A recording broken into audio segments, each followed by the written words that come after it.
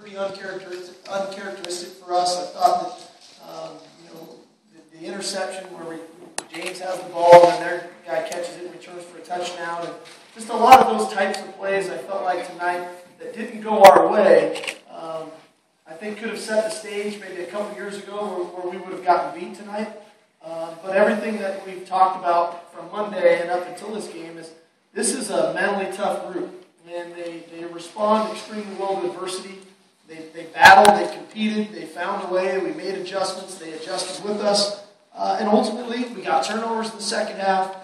We were efficient in the red zone, and Chris Polk is just a fantastic player, as we all well know. The way he performed tonight, 34 carries, well over 100 yards, 5 touchdowns, another 100 receiving. I think you guys could probably start writing articles about Chris Polk now because he deserves it.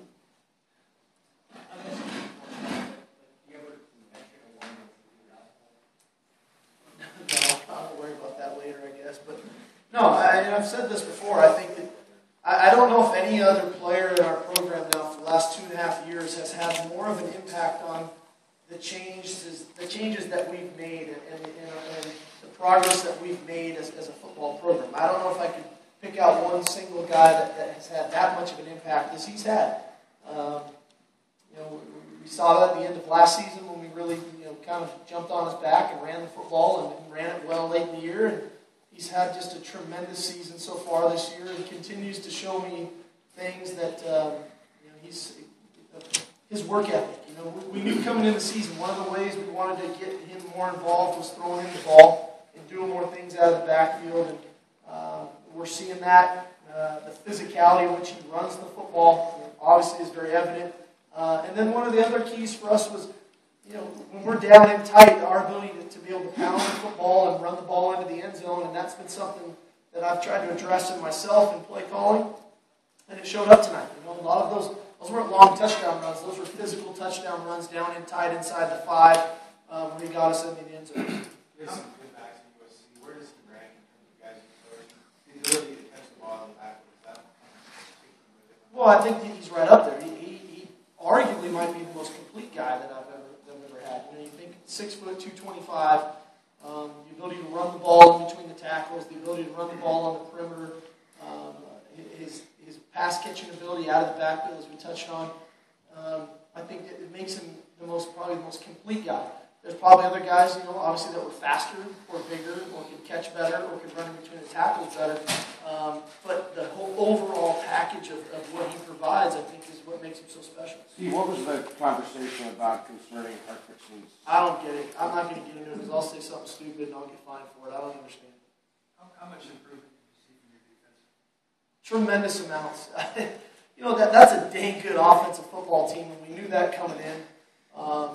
The quarterback, the receivers, and we knew it was going to be a big challenge. And what I was most proud of our guys about is they adjusted to the game as the game went on, and then they made plays on the ball, which we hadn't really been doing most recently. And to get those interceptions were huge plays. I thought our pressure on the quarterback was much better tonight than we've had in the past. I thought we did some things to get after Foles that were effective, whether it was with the 4-man rush or pressures. And it's unfortunate we kind of let them back into the game with the pick 6 they got for 91 yards because at that point our defense had really kind of found their stride. But that offensive football team we just played is pretty dang good, and I think we held them about 50 yards under their season average. So to me, that's a win. That they've been moving the ball and scoring a lot of points on a lot of people, and we got stops at critical times. I love the fact that they're 3 for 11 on 3rd down. Our defense, got off the field on 3rd down, which is something we've got to continue to improve upon. So there was a lot of positives, but also still there's a lot of things to work on, which we'll have to address. It looked like it really was a lot, or was it just because it looked effective, or? Well, we thought coming in, we mixed it pretty good, but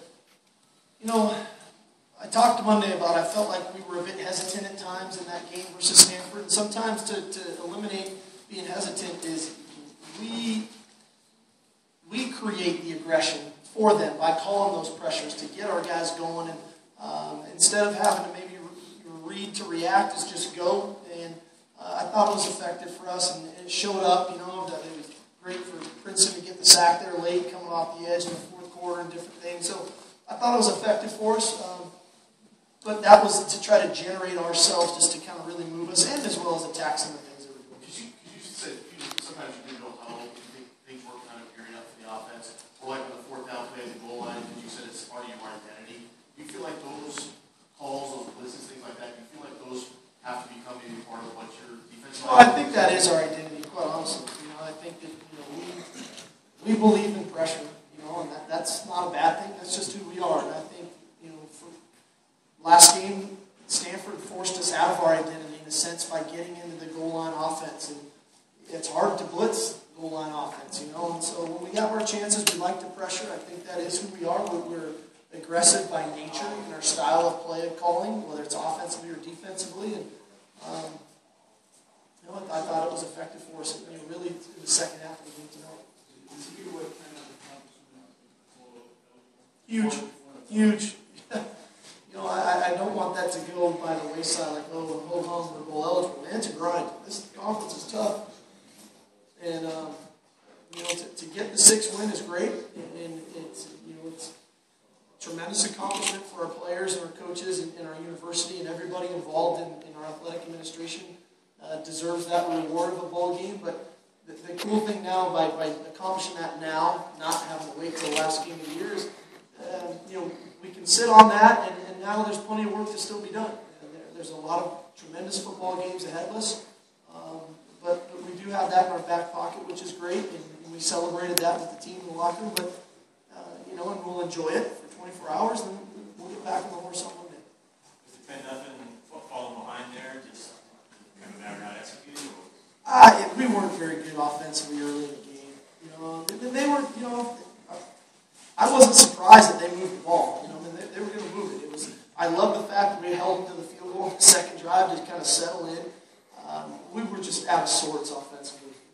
So we'll have to address that and figure out why and what was going on with some of our stuff early in the game. But we were out of sorts, and I've seen us better offensively. The numbers showed up, but there's a couple drops in there, a couple really crucial penalties in there, a couple decisions by the quarterback in there, and probably when I assess the film, a couple poor play calls. So we'll look at all that and figure out why that happened and where that happened. But I'd like us to start better than we did for sure. I don't like looking up in the second quarter and we're down 10-0, and I think after 2 drives we had minus 10 yards or something like that. That's not very good efficiency for us. See the hit by Fowler, same. I don't get it. Again, I'll make the call and I'll try to find out why, because we need to coach our players. I'm not sure how to coach them, and I can't hit a guy in the shoulder. So we'll try to figure out what the ruling is and why the ruling is what it is. But obviously some frustration there on a couple of calls tonight. Obviously, because of an odd twist, the way that the fans reacted, do you feel like the players kind of fed off that a little bit? Well, I think a little. I thought that some of those points in the game, I thought we got a little distracted by it too, in a sense. And so there's a fine line in there to feed off the emotion of the game and the fans, but also not get caught up in worrying about the officiating. That's out of our control. There's nothing we can do about that. We got to line up and play the next snap, and so we'll try to assess exactly what happened. And again, I need to understand the ruling on it so that I can move forward and how to coach a Nate Fellner or a Sean Parker, those guys at safety, and exactly how to play that type of ball. Talking about being out of sorts, having somebody like Chris, can that help you get into sorts? Well, I went and leaned on him pretty good, 34 carries. And, that's probably a little more than I'd like to give him on a normal game basis, but I felt like in this game we were just a little bit out of rhythm, and when you get that way, I think, for me at least, the best way to try to find rhythm is getting back to running the football and believing in running the ball, and Chris really responded to his credit.